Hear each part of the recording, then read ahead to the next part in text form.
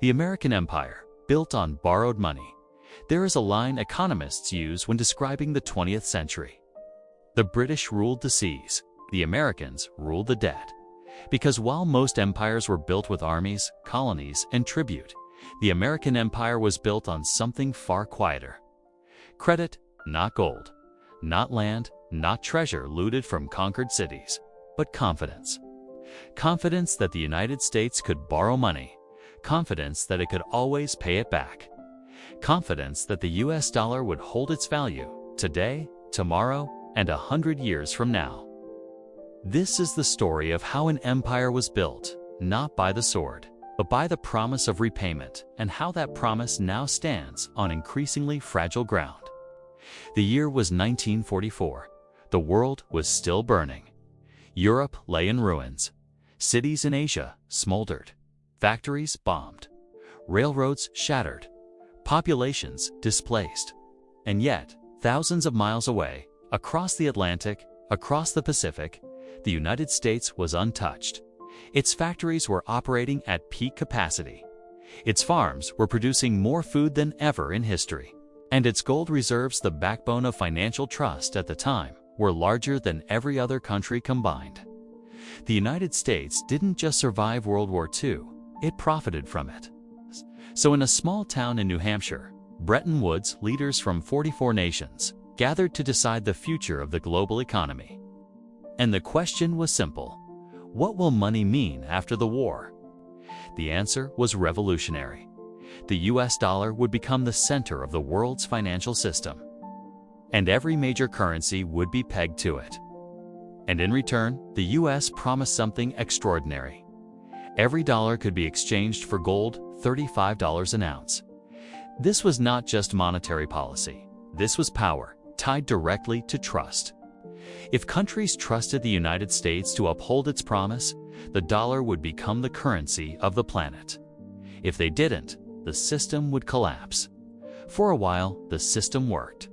The United States was the factory of the world. It exported goods, earned trade surpluses, and gold flowed into America. Its empire grew not through conquest, but through contracts, credit, aid, alliances, and corporations. The dollar was king, and the world bowed to it. But the seeds of downfall were already planted, not abroad, but at home.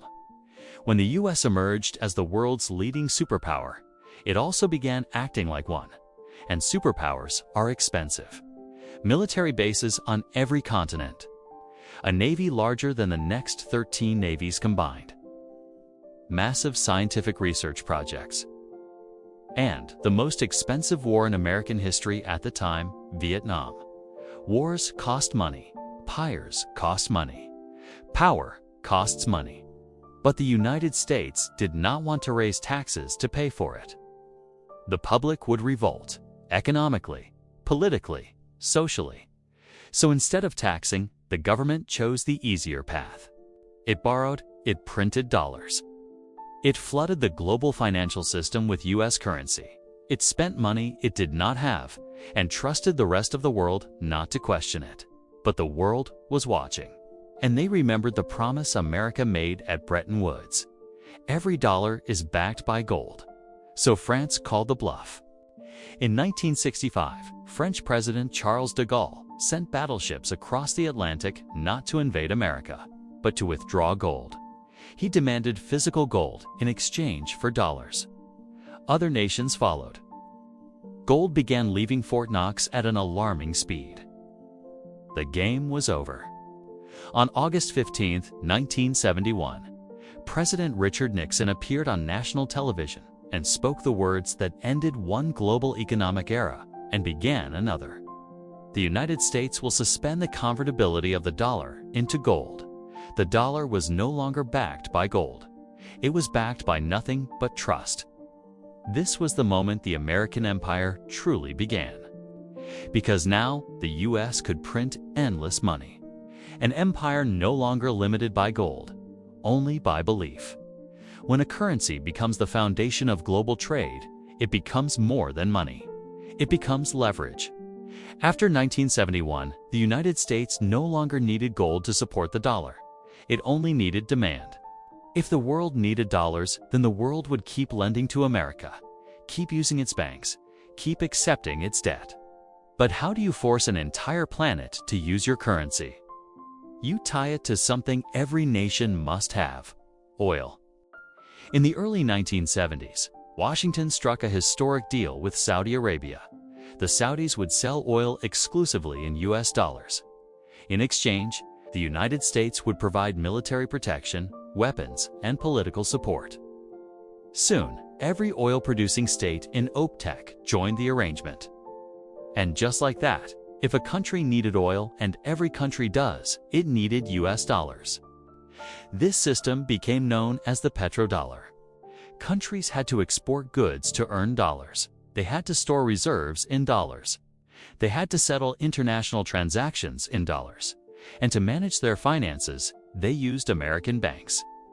The dollar wasn't just currency, it was a choke point. If the US didn't like you, they could cut you off. Your banks freeze. Your economy stalls. Your companies collapse. Your currency implodes. No invasion needed. No armies needed. No war required. America had discovered the most powerful empire-building tool in history. Control the financial plumbing of the world, and you control the world. But there was a consequence. To maintain the dollar supremacy, the United States needed to supply the world with dollars. And there's only one way to do that at scale: borrow, and borrow big. By the 1980s, the United States had shifted from the world's largest creditor to the world's largest debtor. But this wasn't a flaw in the system. It was the system. If countries wanted access to the global economy, they needed dollars. Where did they get those dollars? They bought US Treasury bonds, American debt. They lent money to the United States, and the United States spent it right back into the world economy through trade, military spending, and foreign investment. The arrangement was almost elegant. The US borrows money. It spends that money abroad. The world receives dollars. The world reinvests those dollars by buying more US debt. A loop of global finance, self-sustaining, self-reinforcing. Economists call this exorbitant privilege. It allowed the United States to do what no empire in history ever could: live beyond its means indefinitely. America could print money to fund wars, print money to stimulate consumption, print money to bail out corporations, print money to cover deficits. And the world would accept it because they had to. But debt compounds. And compound interest is not a suggestion. It is a law of nature. In 1980, the US national debt was $907 billion. By 2000, it was $5.6 trillion. By 2020, $27 trillion. Today, it climbs by about $1 trillion every 100 days. This is the cost of maintaining a financial empire. A military empire requires land. A colonial empire requires conquest. But a debt empire requires belief. Belief that the debt can always be paid. Belief that the currency will always be stable. Belief that the empire will always endure. But belief cannot grow forever. Eventually, it meets reality, and reality is approaching. Every empire in history believed it was different. The Romans, the Ottomans, the British, the Spanish. Each believed their systems were eternal, self-correcting, indestructible, and each was proven wrong. The American empire faces three cracks, none fatal alone, but together, dangerous. 1. Rising rivals China, Russia, and several BRICS nations are actively building alternatives to the dollar system. Slowly, quietly, but consistently. 2. Debt growth outpacing economic growth. When debt grows faster than productivity, the system must break, either through inflation, austerity, or collapse. 3. Trust erosion. If investors ever begin to doubt America's ability or willingness to repay its debt, the empire ends with a currency crisis, not an invasion. Because at its core, the American empire is not sustained by soldiers, fleets, or missiles. It is sustained by a promise written on every US dollar bill. This note is legal tender. It does not promise gold. It does not promise silver. It promises belief, and belief is fragile. The American empire was built on borrowed money. It rose because the world believed in it. The question now is not economic. It is psychological. What happens when the world stops believing? If the British Empire was built on naval supremacy and the Mongol Empire on horseback and conquest, then the American empire was built on something far more abstract: the psychology of trust. Trust in paper, trust in institutions, trust in tomorrow. For almost a century, that trust seemed unbreakable. The United States was the world's workshop, then the world's bank, then the world's policeman, then the world's debtor. And through every transformation, the dollar endured. Not because it was backed by gold, not because it was held by force, but because the world believed or needed to believe that the system would continue. But belief is not infinite. It is earned and it can be lost. The system works only as long as the world trusts the United States to manage it. Yet the more the US spends to maintain global influence, the more it must borrow. And the more it borrows, the more that trust begins to strain. This is the silent cost of empire. An economy where consumption outweighs production. A political system unable to reduce spending. A financial system dependent on ever-expanding debt. A currency supported not by metal, but by expectation.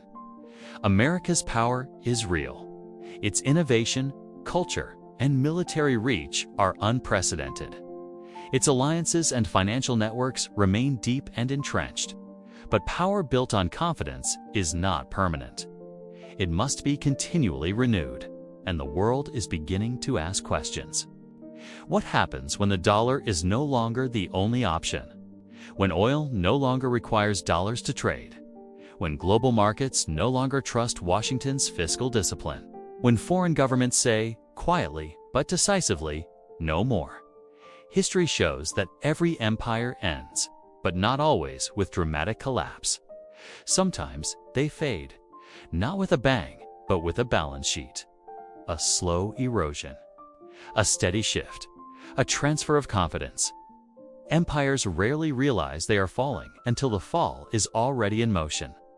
No empire in history has ever escaped the gravity of debt, decadence, or diminishing returns. Not Rome, not Spain, not Britain, and not, inevitably, the United States. The American empire was the first empire built on borrowed money. It will also be the first empire that may fall because of it. Not today, not tomorrow, but eventually, when the world no longer believes in a promise written on paper. Because at the end of all empire, only one force ever truly decides fate. Trust, and trust is the most valuable and most fragile currency of all.